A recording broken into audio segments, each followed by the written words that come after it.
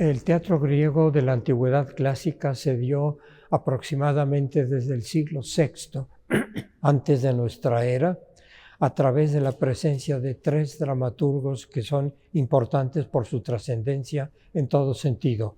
En orden cronológico, Esquilo el primero, Sófocles el segundo, Eurípides el tercero. Y a partir de ellos siguieron otros, pero de estos últimos ya no tenemos obras completas conservadas como de estos tres primeros que acabo de considerar y que considero que son los orígenes del teatro griego clásico. Independientemente del teatro de estos tres autores que acabo de mencionar, está lo que podemos considerar la comedia antigua.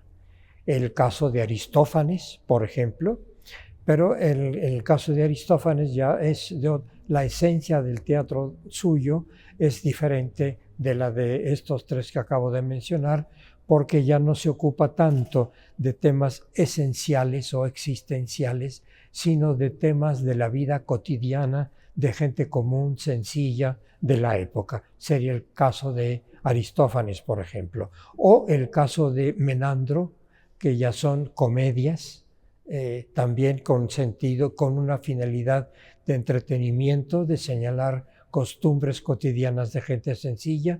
No es el caso de los dramaturgos que mencioné al principio, que se interesan más en temas propios de la existencia humana, de la esencia humana. El teatro griego se interesaba por presentar temas de interés esencial para cualquier individuo de cualquier época y de cualquier cultura. Concretamente se interesaban en temas como la libertad, la idiosincrasia del ser humano, la justicia, la moral, la política. Eran, como digo, temas no de interés para una generación en particular o para individuos en particular, sino para la existencia humana en general e intemporal. Por esto me parece que son vigentes incluso hoy en día.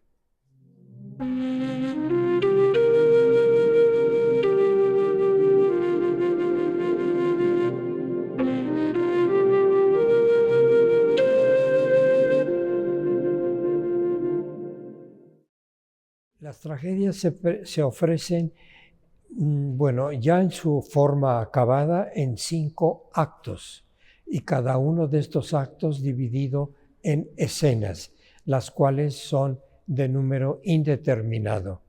Pero inicialmente el teatro antiguo, la dramaturgia antigua, se dio sin división de actos o escenas.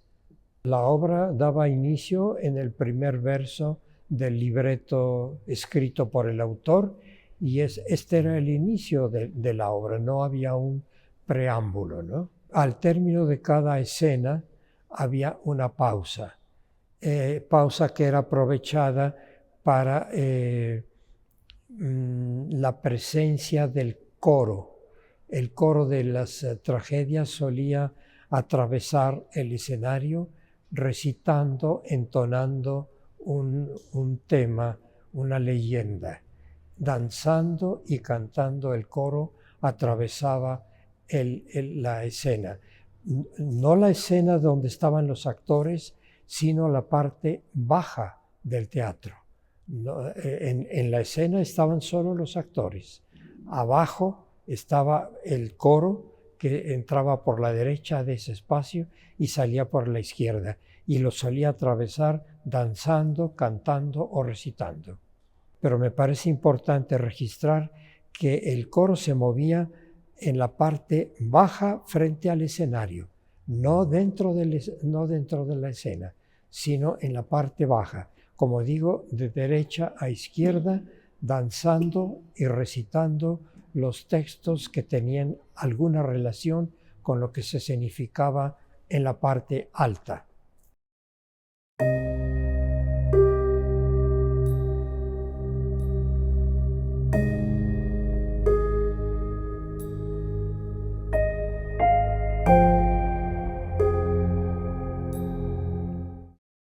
El llamado ciclo tebano se refiere a la creación dramática de del dramaturgo Sófocles. En orden cronológico, la primera que aparece de este ciclo tebano es el Edipo Rey.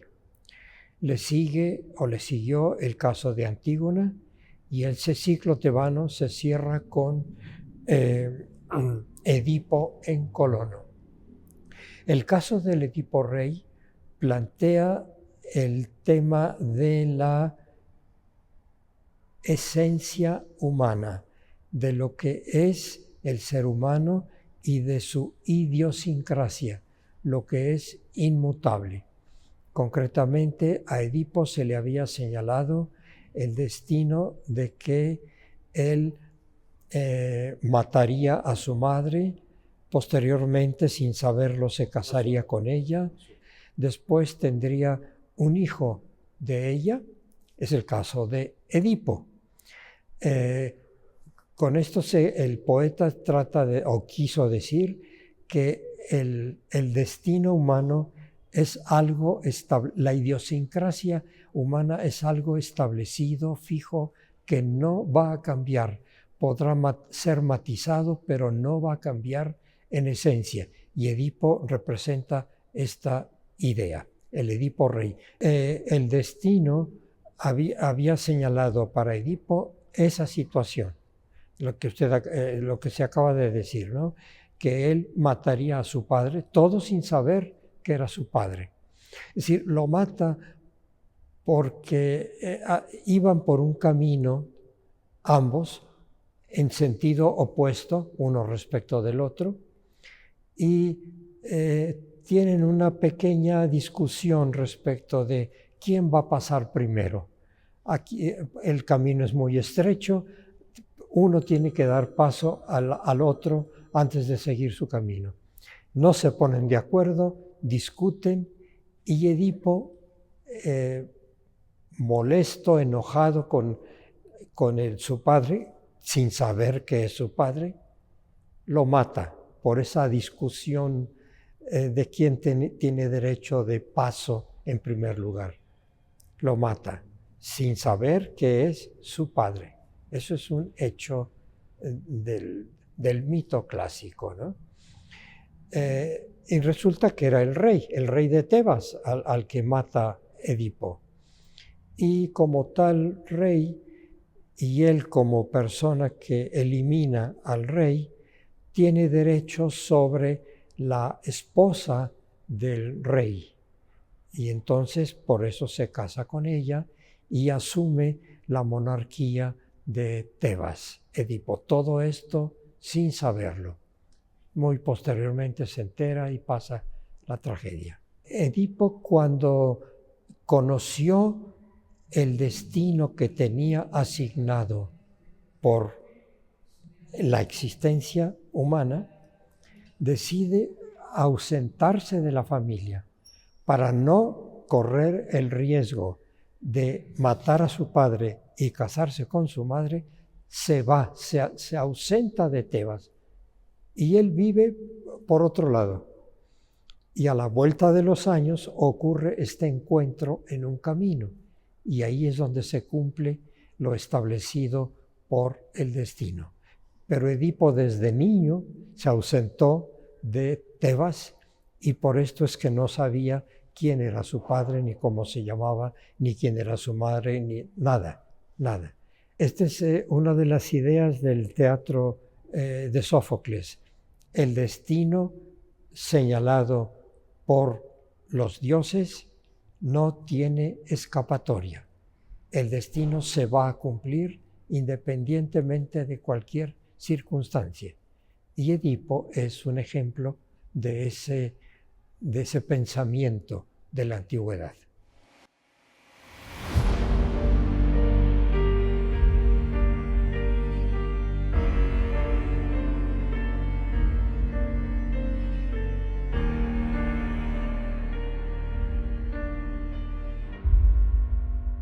En el caso de Antígona, pues ya se refiere el hecho de que Antígona es una mujer que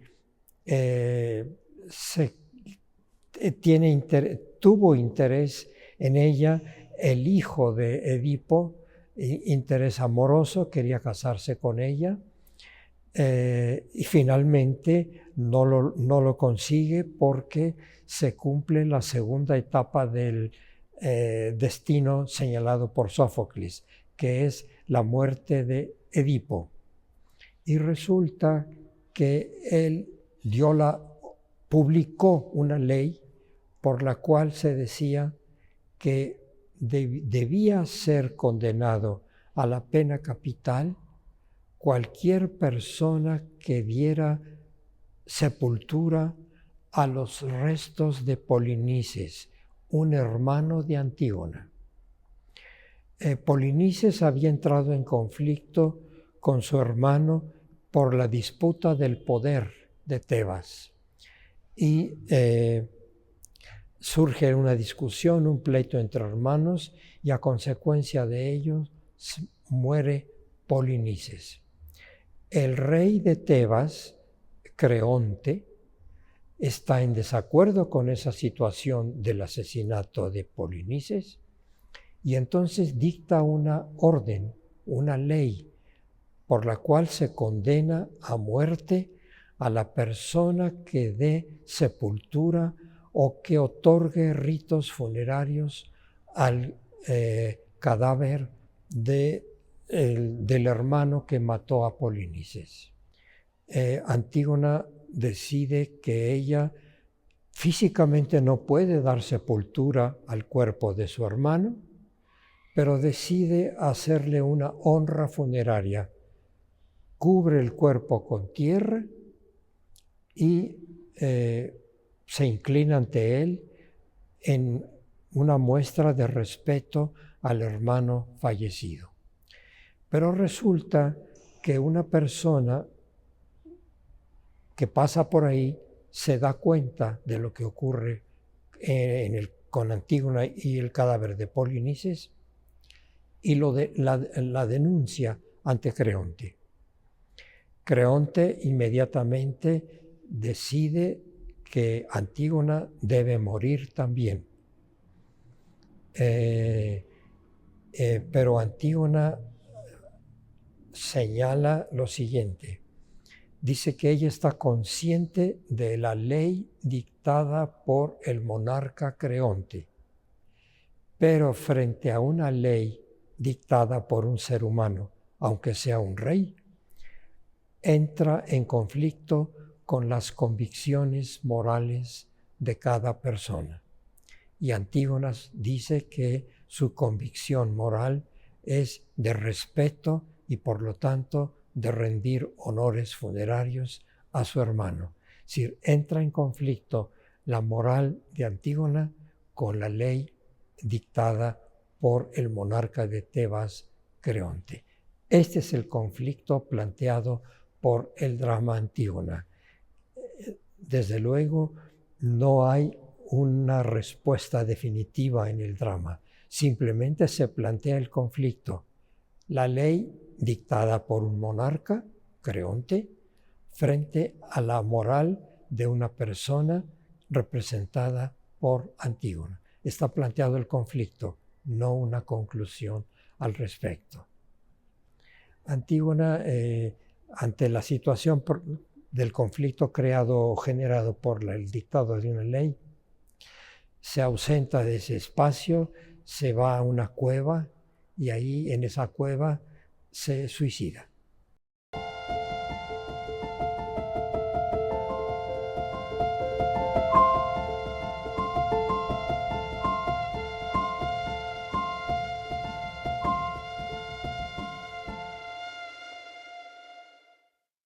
Y finalmente el Edipo en Colono es cuando Edipo, ya consciente de su desgracia, ciego porque él se sacó los ojos al enterarse de la catástrofe humana en la que había caído, se va de Tebas, se ausenta de su reino y muere en Colono, una pequeña ciudad o aldea cercana a la actual Atenas. Este es, en breves palabras, el ciclo tebano.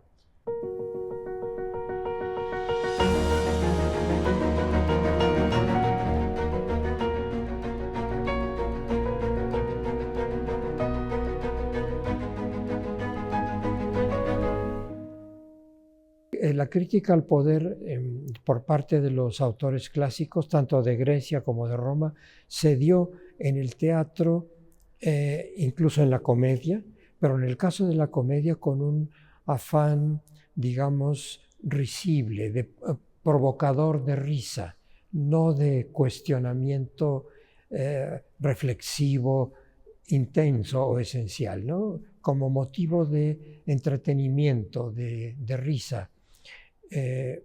Se dio esa crítica sin mayores consecuencias, mera diversión, motivo de diversión, el burlarse un poco de la autoridad establecida. Como digo, sí. No se daba con el ánimo de los temas tratados por los dramaturgos, que ahí sí era como decirle al público, atención, pon atención a esto, juzga esto, toma una decisión al respecto. La comedia no, era motivo de entretenimiento, de diversión en el momento de la escenificación.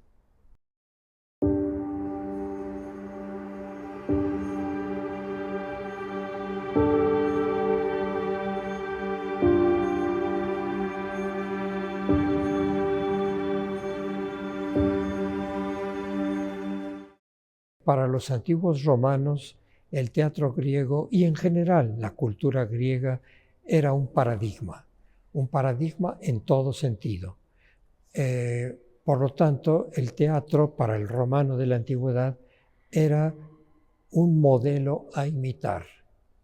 Y por esto el romano imita también al caso de los dramas griegos. Un ejemplo de ello, y es el único conservado, es Séneca.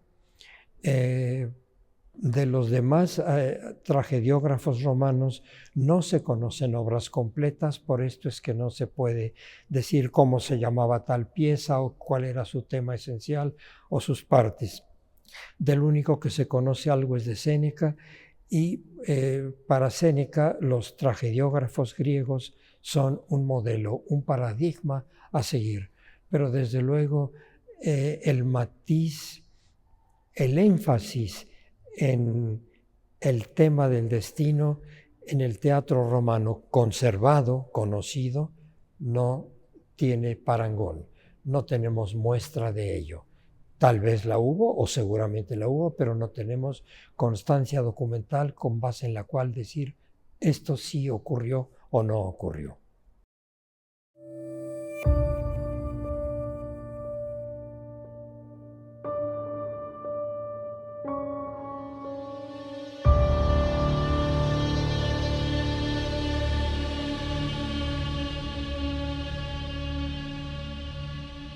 El planteamiento es la convicción o las convicciones morales de cualquier individuo están o no por encima de una ley dictada por una persona o por una institución o para un grupo de poder. Está planteado el conflicto en el drama. Como digo, no está planteada una respuesta para ser aceptada por el espectador. Es decir, queda planteado como un motivo de reflexión, como ocurre con otros temas planteados por el teatro griego y por otros aspectos de la cultura griega, como por ejemplo la medicina o la filosofía. También plantean hechos dignos de reflexión hoy en día. Por ejemplo, hoy se habla mucho de la muerte asistida. Esa idea, ese problema, fue planteado por los médicos hipocráticos siglo VI antes de nuestra era. Ellos sostenían, cuando el médico considera que el paciente ya no recuperará la salud, debe suspender todo tratamiento, dejar que la naturaleza siga su curso y solamente evitarle el dolor. Esto dicho en el siglo VI antes de nuestra hora me parece que hoy es vigente el planteamiento. Bueno, y como esto y los temas planteados por los dramaturgos griegos son temas de interés permanente hoy en día, me parece a mí, dignos de reflexión hoy en día, no para ser aceptados tal cual, sino como motivos de reflexión.